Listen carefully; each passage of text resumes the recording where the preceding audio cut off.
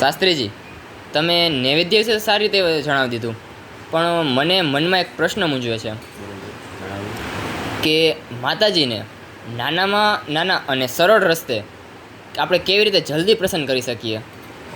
તમે સારો પ્રશ્ન પૂછ્યો છે. માતાજીને પ્રસન્ન કરવા માટે તો આપણે સૌથી પહેલાં વાત કરી કે નવારનો મંત્ર એ ઓમ એમ રીમ ક્લીમ ચામુંડાય વિચે આપણા સંસારીઓ માટે ઉત્તમ મંત્ર છે, જેની અંદર નવદુર્ગાનું આરાધન થઈ જાય, આપણા કુળદેવીનું આરાધન થઈ જાય. અને જો એમનાથી સવિશેષ આપણને મંત્રોચ્ચાર સહિત આપણે જો માતાજીની આરાધના કરવી હોય તો દુર્ગા સપ્તસતીની અંદર સૌથી પહેલાં જ બતાવવામાં આવેલું સપ્તશ્લોકી દુર્ગા, જે માત્ર ખાલી 7 શ્લોકનું જ છે, અને 7 શ્લોક દ્વારા માતાજીની જે સ્તુતિ કરવામાં આવે એનાથી માણસના રોગનો નાશ થાય, શત્રુઓનો નાશ થાય, ઘરની અંદર સુખ, શાંતિ, સમૃદ્ધિ અને માણસના જે કાંઈ બાહ્ય શત્રુઓ છે આ બાહ્ય શત્રુઓનો વિનાશ થાય.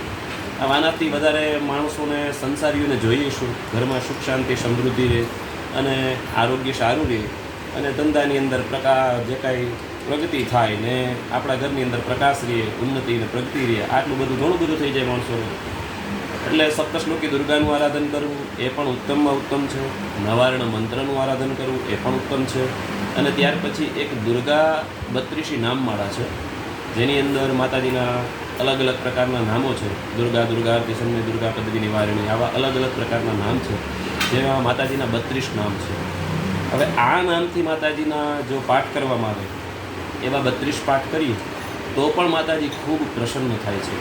અને ખાસ કરીને જોઈએ તો આ નવરાત્રિ અંતર્ગત માતાજીના જો તમે આવા પાઠ કરો, સપ્તશ્લોકી દુર્ગાના પાઠ કરો, નવારણના જપ કરો અને દુર્ગા 32 નામવાળાના પાઠ કરો, તો આવા બધા પાઠ કરવાથી હર હંમેશને માટે ઘરની અંદર માં ભગવતીના ખૂબ આશીર્વાદ મળશે છે.